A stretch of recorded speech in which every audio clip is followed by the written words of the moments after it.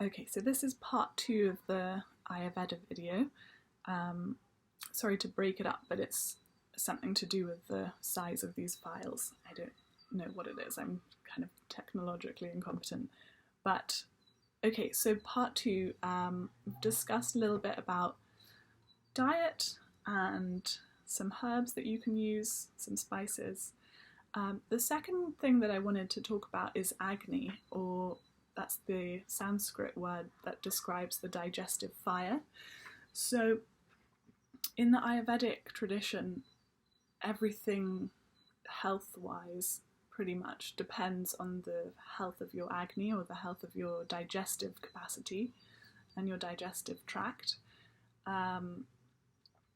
So when you're looking at things like immunity and health, that's often the first port of call, is to examine the Agni and to optimize it. So to kind of maximize the efficiency of that digestive process, the absorption of nutrients, but also the elimination of wastes, which does keep the body kind of ticking in a really healthy way. And when you have that going, then what you'll see is that you're a lot less kind of susceptible to infection and disease. Or if you do get infected, you'll probably experience a sort of light version of that. So one of the first things that came to mind when I was thinking about this is to have regular meals, and the times that are suggested in the kind of daily calendar in Ayurveda, which is also dominated by different doshas at different times, is to eat between about 6 and 7 a.m, breakfast, lunch between 12 and 1, and then dinner between 6 and 7 p.m. So that's kind of ideal, but you have to obviously work around your own schedule and do your best, and that's fine. Another thing that's really helped me to restore my Agni is not overly snacking in between meals. So you have your main meals and make sure that those are really nourishing and full meals. And then in between, you can just sip on that ginger tea that I mentioned earlier. If you get really, really hungry, have a few dates or something like that, or some almonds soaked in water and peeled. But try and stick to the 3 meals a day, unless you're kind of hypoglycemic or something. It keeps the Agni working, because if you think about it, if you have a fire and you kind of give it a bunch of wood, it needs to build a bit of momentum in order to eat up that wood and digest it. It's the same thing with the body. If you keep adding bits of wood to a fire, it's only ever going to kind of stay small.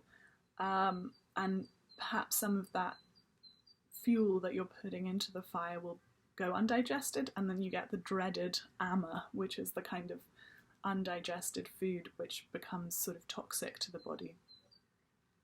But that's another story. Let's go back to Agni. So if you don't find that you're particularly hungry at the meal times, you can start to take a little bit of a kind of appetizer, which you can make from skinning some ginger, about a teaspoonful, and mincing it up really finely, or if you have a crusher, crush it, and squeeze a little bit of lime over the top and a pinch of salt. And that will give you that really kind of pungent, salty, sour taste that kindles the fire of the body, the digestive fire, and wakes up the appetite. You can take that about 20 minutes before you're planning to eat your meal.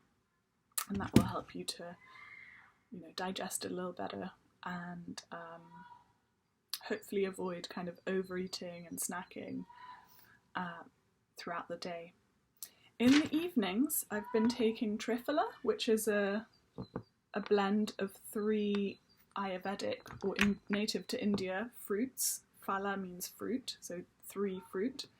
And that kind of optimizes the action of the elimination, so you can have better removal of toxins and waste from the body system. And if you're having good things coming in and things leaving the body easily and well, then you're kind of optimizing your overall health and immunity as a result. there was a couple of other things that I wanted to mention.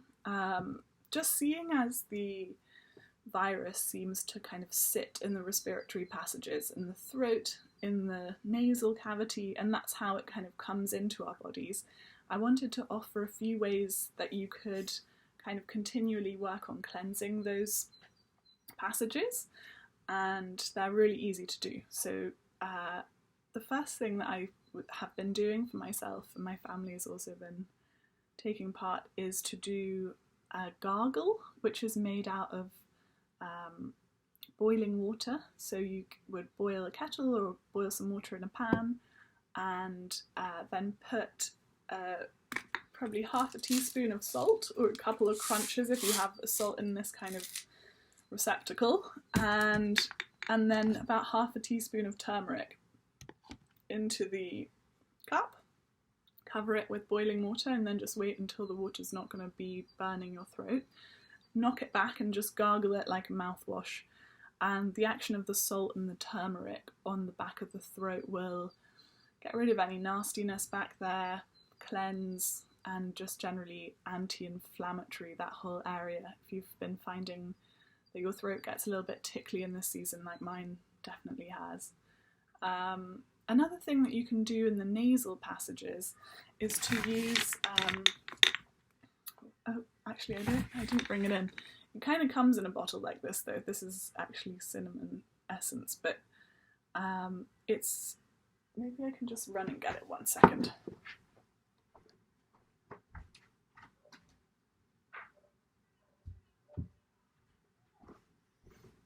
Yeah, so this is it. This is a kind of nasal oil called Nasia. Don't know if you can see the label, but it's an Ayurvedic oil, and you would just, this is actually just sesame oil with some eucalyptus inside, and you just kind of tilt your head back and drop this into your nasal passages, and you can kind of rub the sides of the nose so that it really coats all of the different mucous membranes of the nose, and kind of sniff it right up into your sinuses, and then blow your nose if you need to. But that's wonderful because it just continually cleanses the nasal passages. And this one, which I bought from the Ayurvedic Institute in New Mexico, don't know how easy it's going to be to find, but that one is actually, the fact that it has eucalyptus oil in it is really good because of the antimicrobial, anti-everything effect of those highly aromatic plants like eucalyptus. So nothing is going to survive in your nasal cavity, which is good, that you don't want to be in there. An alternative to that would be using just plain untoasted sesame oil. You can get them from health food and whole food stores.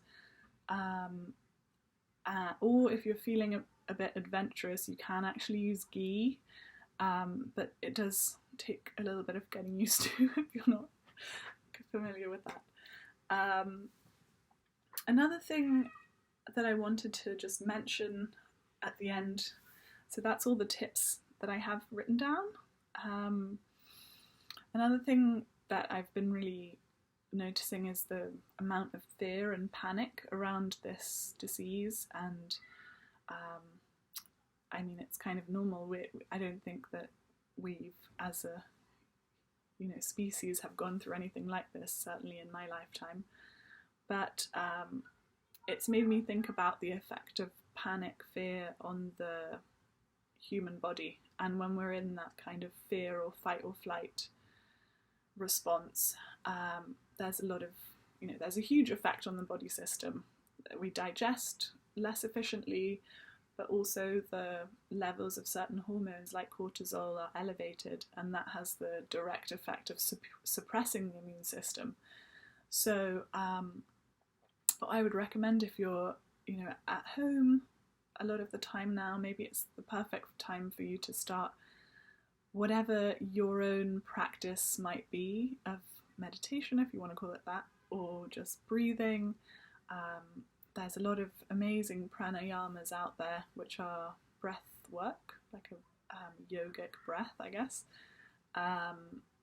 Yoga, you can find a lot of free, amazing yoga classes online. I think I already said that. But yeah, just taking some time to find a bit of peace within this all and calming down the nervous system and coming back into a place of resting and digesting. So I hope that's been useful, and yeah, let me know if there's any other things that you want to know about, or contact me individually if you have more personal questions. Anyway, good luck everybody and take care.